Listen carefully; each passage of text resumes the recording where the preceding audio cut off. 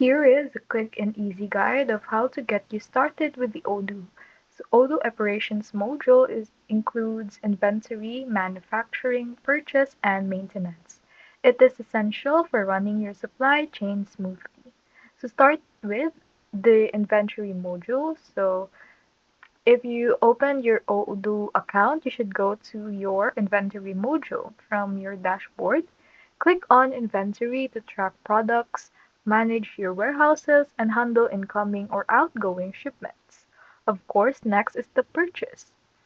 For the purchase, you should head on Purchase module to create and manage supplier purchase orders.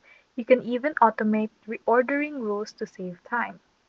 In manufacturing is that you need to create a bill of materials or the BOM, launch production manager or orders, and track work orders step by step.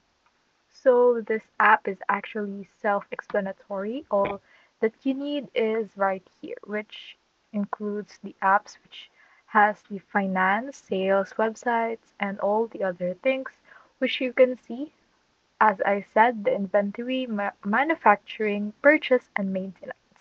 That's it.